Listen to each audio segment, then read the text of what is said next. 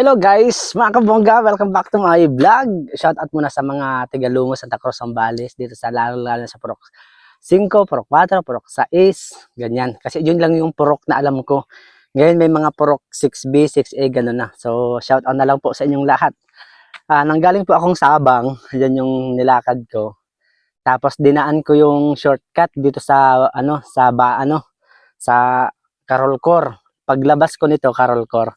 Tapos bigla akong natuwa sa nabigla sa nakita ko dahil tingnan niyo man guys, ang daanan. Wala tayo sa EDSA. Ang ganda ng daanan guys, oh. Solidong solido.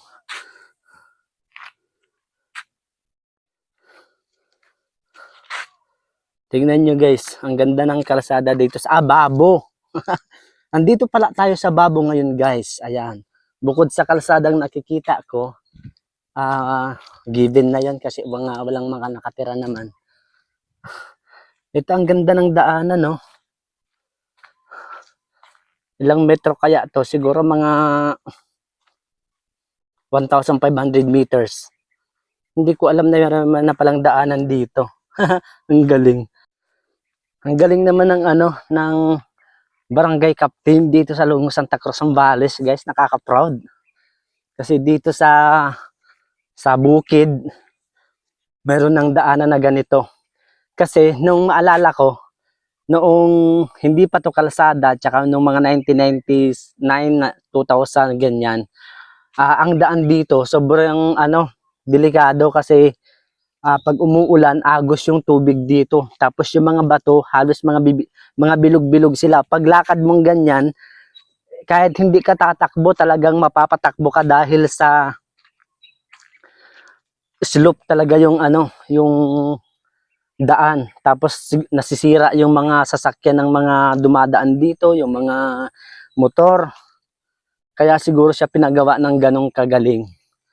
Ang ganda, oh.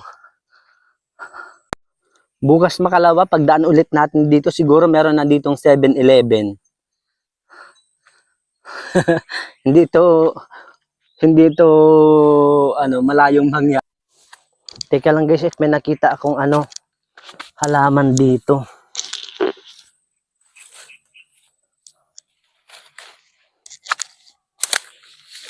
Tabi-tabi po. Ito guys, mga paltak-paltak pusa. Alam nyo ba, sa Saudi, ito binibenta to ang mahal-mahal. Dito lang, tabi-tabi lang.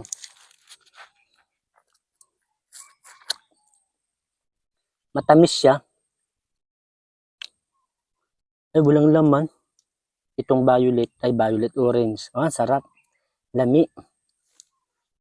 Oh.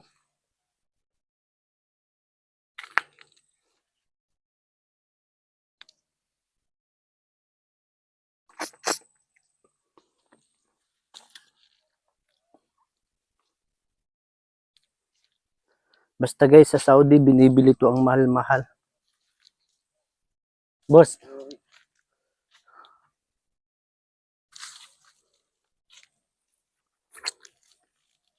Shout out kay Kuya. Hindi, kilala ko siya sa mukha. Nakalimutan ko na yung pangalan niya. Yun yung kanina. Naglalakad lang siya pero nakabike siya. Inano niya yung bike niya kasi matarik yung daan. Ayun siya, nakabike siya doon, oh. Ang sarap ng paltak-paltak pusa, guys. Kalami, oy.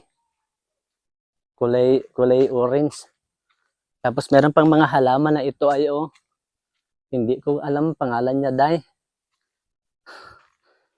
Ayun, may sa kabila. Ay, ayun, ang dami. Ay, ang dami doon. Yan lang.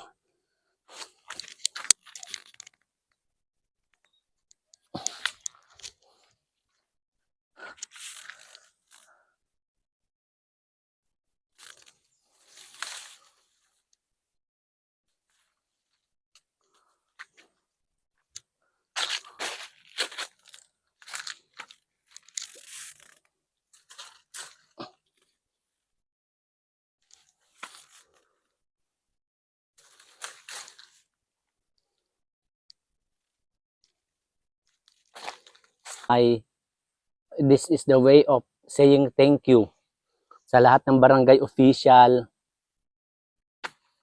sa lahat ng mula sa kapitan, kagawad, tanod, BHW, ganyan. Salamat sa parang concern sa mga gantong klaseng proyekto dahil nakakatuwa. So, kaya kailangan i-flex natin para naman malaman na iba na kung paano sila magtrabaho. Ano yung mga proyektong naipatupad nila. 10 ng kanilang kasamahan sa trabaho sa barangay. Ang sarap ng paltak-paltak pusa, guys. Ang sarap. Pero may matabang din. Siguro naulanan na to. Dito na tayo sa pababa. Ayan. Pagkalabas mo doon sa medyo maraming puno at halaman, ganyan, mga halamang ligaw. Ito na yung bubungad sa iyo. Kaliwat kanang puno ng palay. Ayan. Tapos, ayan, katulad ngayon nakikita nyo, may mga kabataan na naglalaro kasi safety na siya. Parang ang ganda ng tingnan, no? Salamat talaga sa nag-post ng project na to. Napaka may pagmamalaki. Proud to say, thank you so much. Pagkagaling ko doon at baba ko sa yung tawag dito?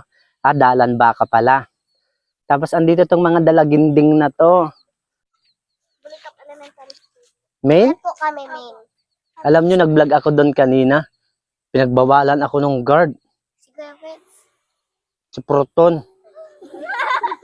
Pinagbawalan, sabi niya, bawal dito. Nagtampo ako. Salamat, paano yan? Mapapanood nyo to sa Facebook, tsaka sa YouTube. Salamat! Ayun guys, experience ng Dalan Baka. Ayan, dati nag-vlog ako dito, kaya lang. Ano yan guys, tapos na yung vlog ko ulit. Salamat sa pagsubaybay. Sinadya ko talaga tong Dalan Baka na to kasi nung last na vlog ko, hindi ko siya na-feature ng maayos. So ayun guys, salamat. Until next vlog. Keep safe, keep tubing. Go out and make memories. Bye-bye.